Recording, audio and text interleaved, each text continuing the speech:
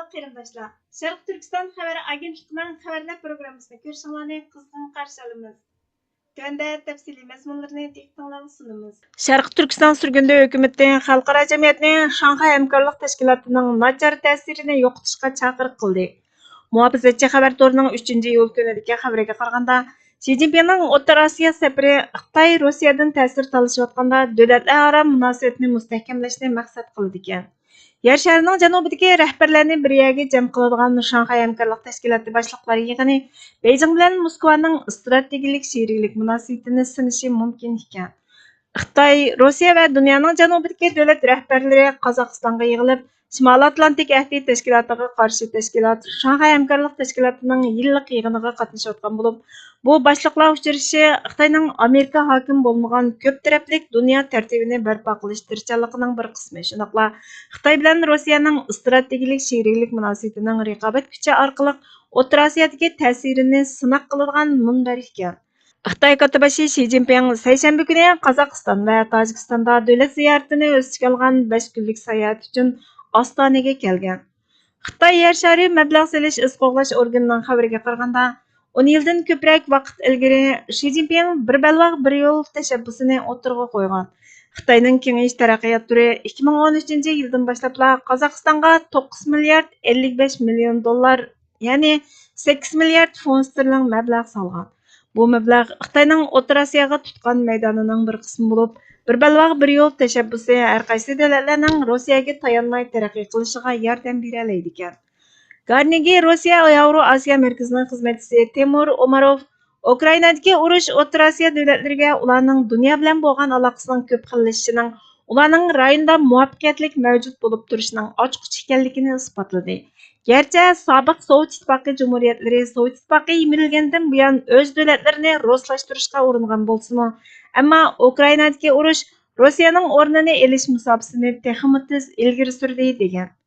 Xi Jinping va Vladimir Putin Amerika hokim bo'lgan jo'grafiyalik siyosatdan umidsizlangan dunyoning janubidagi davlatlarga ko'p qutbli dunyo tartibini o'rnatishning muhimligini tashviq qilgan.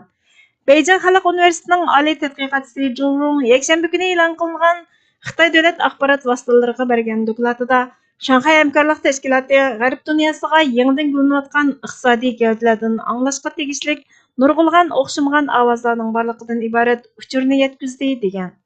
Shanxay hamkorlik tashkilotining ichida hamma ishda degidek o'xshamagan ko'z qarashda bo'lgan davlatlar bor ekan. Xi Jinping bilan Putin 5-oyda munosabatini cho'nqurlashtirishga va'da bergan. Bu hafta Putin Choshenni ziyorat qilib, Kim Jong Un bilan o'zaro bexatarlik kelishimi imzolagan. Bu kelishim sovuq munosabatlar urushi uslubidagi ittifoq tunishini paydo qilishi, Xitoy buningdan jiddiylashishi, Beijingning Sharq Osiyodagi ta'siriga ziyon yetkazishidan ansirishi mumkin ekan. Xitoy Rossiya doklad gazetining xabariga qaraganda, Xitoyning Qirg'izistonga qilgan eksporti 2021-yildagi 7 milliard 500 million dollardan 2023-yili 20 milliard dollarga yaqinlashgan bo'lib, bu tovarlarning ko'pinchisi Rossiyaga tutishidi ekan. Shanxay hamkorlik tashkilotining doirasi kun sayin oshayotgan bo'lib, dunyo nufusining taxminan 40%ni egallaydi ekan. Hindistonning yangidan saylangan bosh ministri Narendra Modi kelar hafta Moskvani ziyorat qilib, Putin bilan ko'rishmoqchi bo'lib, boshliqlar yig'inidan voz kechishi mumkin ekan. Modining Rossiyaga qilgan safari Moskvaning Beijing bilan bo'lgan aloqasining cho'nqirlashishi bilan Hindistonning Rossiya bilan bo'lgan munosabatining buzilmasligiga kafolatlik qilishni maqsad qildi ekan. Sharq Turkiston surgunda hukumati ijtimoiy axborot vositalarida Shanxay hamkorlik tashkilotining ziyonli ta'sirining oldini olishga chaqiriq qildi. Sharq Turkiston surgunda hukumatining bexatarlik va tashqi ishlar ministri Salih Xudoyor apandi 3-iyul kuni Xitoyning qo'mondonligida 1996-yilda qurilgan Shanxay hamkorlik tashkiloti Sharq Turkistonning mustaqillik ko'rishini bostirish uchun loyihalangan. Bu harakat Sharq Turkiston masalasining xalqarolashib ketishining oldini olishni ochiq-oshkora maqsad qilgan bo'lib, Xitoy Kompartiyasi Markaziy komitetining 1996-yildagi 7-nomerli hujjatidagi maxfiy ko'rsatmasining ro'yi bo'yicha elib berilgan. Ostonada davomlashayotgan Shanxay hamkorlik tashkiloti boshliqlari yig'ini Xitoyning xatarlik hukmronlik blogiga ishtirok qilgan bo'lib, G'arbning ta'sirini oyoq osti qiladi. Beijingning tajovuzchilik jo'grafiyalik siyosiy xarajatlarini bir qadam ilgarilagan holda kuchaytirdi. Qozog'istonni o'z ichiga olgan O'rta Osiyo davlatlarining Shanxay hamkorlik tashkilotida Xitoy bilan birga harakat qilishi yolg'iz o'zlarini egalik huquqi va erkinlik haqida murossaga tushirib qo'yib qolmay, Xitoyga Yevroasiyo chegaralari va O'rta Osiyoga tinim topmay kengayish imkoni yaratadi. Shanxay hamkorlik tashkilotining sheriklari yer shariy bexatarlikka xatar elib keladi. Sharq Turkiston surgunda hukumati xalqaro jamiyatni darhol Shanxay hamkorlik tashkilotining Xitoy zumganligining quroli bo'lishdek mohiyatini tunib yetib, uning yomon ta'sirini yo'qotish uchun jiddiy va qarorli turda harakat qilib, dunyoning har qaysi joylaridagi davlatlarning bexatarligi va egalik huquqini saqlab qolishga chaqiriq qiladi, dedi. Sharq Turkiston surgunda hukumatining bexatarlik va tashqi ishlar ministri Salih Xudoyor apandi bilan Sharq Turkiston surgunda hukumatining muavin jumhur raisi doktor Sayragul Savutbay xonim 4-iyul kuni Jenevadagi Birlashgan Davlatlar Tashkilotining Inson haqlari kengashiga qilgan 2 kunlik ahamiyatli ziyoratini oxirlashtirdi.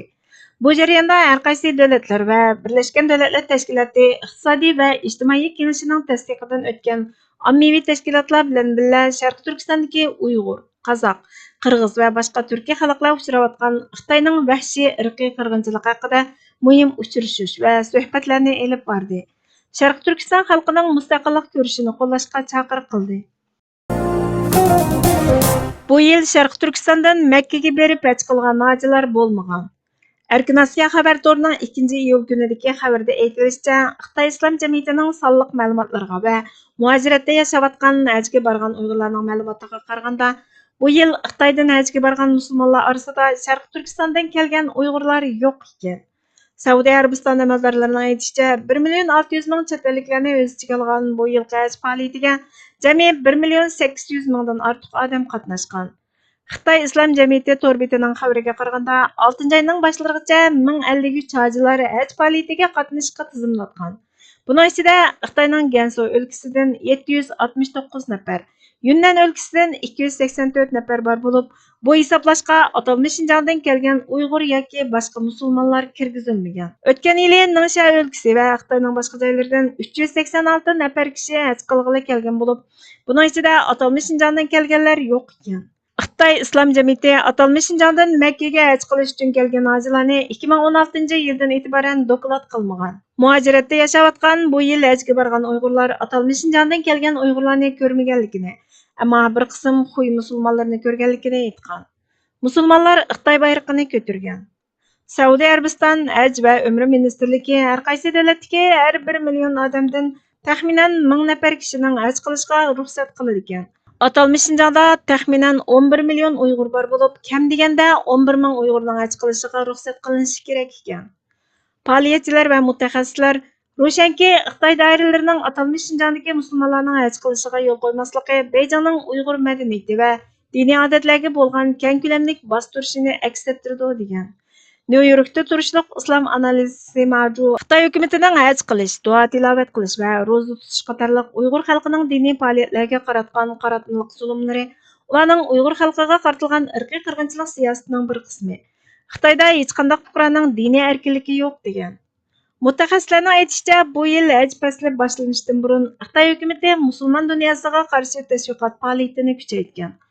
6-oyning boshida Xitoyning Dubaydagi bosh konsulxonasi Arab Birlashma Xalifaligi va atalmish Xinjiang chet el do'stlik jamiyati birlikda Dubayda Xinjiang yaxshi joy nomli muzika kechaligi o'tkazgan. Xitoy, Kuvayt, Turkiya, Misr va musulmonlar ko'p sonliqni egallaydigan boshqa davlatlarda shunga o'xshash faoliyatlarni uyushtirish orqali atalmish Xinjiangdagi madaniyat va diniy e'tiqod erkinligiga hurmat qilganligini ta'kidlagan. Sharq Turkiston siyosatida emas, balki dunyo siyosatini tushunishda ata-bobolarimizdan qolgan mono hikmat elam shuncha qimmatlik. Tama ko'l bo'lar. Buningdanmi ochiq shularki, ko'l bir kunda emas, balki tamchi suvlarning necha 10 yil va hatto asrlar bo'yi yig'ilishidan hosil bo'ladi.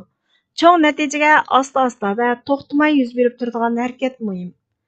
Ko'lni shakllantiradigan uning ko'lami emas, balki bir temimdan uzilmay eqib turadigan suvdir. Izchillik muhim. Agar ko'lni ko'rib, uning tamchi suvlarning yig'ilishidan paydo bo'lganligini ko'rolmasak, ko'lning qanday shakllanganligini hargiz bilolmaymiz. Tarixni bilish muhim.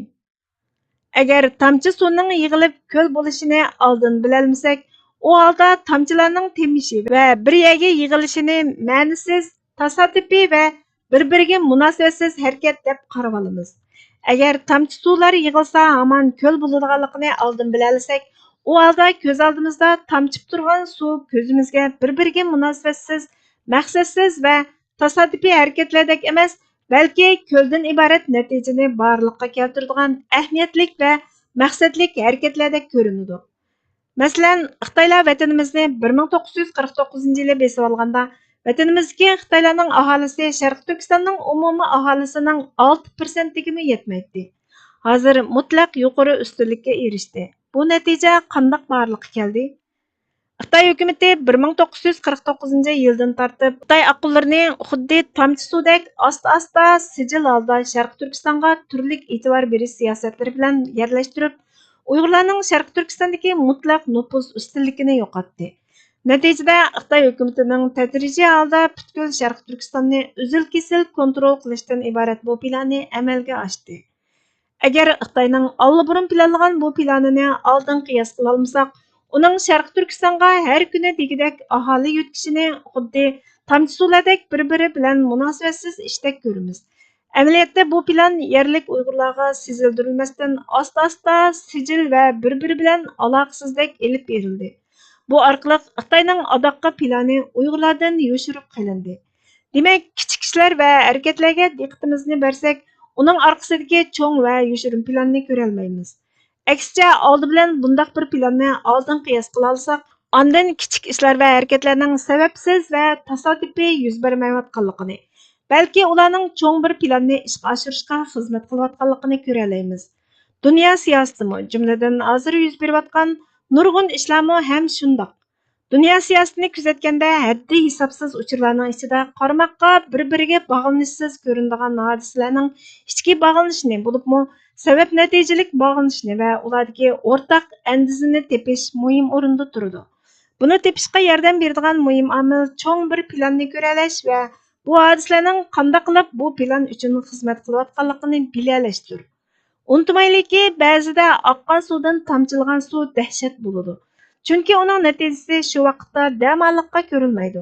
Uning ta'siri bekla arzimasdek bilinadi. U yiroq bir nishonni ishga oshirishga eng unumli xizmat qiladi. Chunki u bizni bexutlashtiradi. Ko'zimizga ahamiyatsiz ko'rinadi va bizni g'alat qilib, cho'ng planni yoshiradi. Ammo uni ishga oshirishni bir minutni to'xtatib qo'ymaydi. Agar cho'ng planni bilolmasak, bir kuni tuyuqsiz qo'rqinchli bir irqiy qirg'inchilikqa cho'chib uyg'onamiz, ammo kechikkanligimizni his qilamiz. Sharq Turkiston surgundi hukumatining Jumhur raisi doktor Mamtuminali apandining yozmalaridan elindi. Bizga vaqt ayirganlar uchun ko'p rahmat. Kelar qatimqi programmamizda ko'rishguncha Allohga omonat bo'lgaysizlar.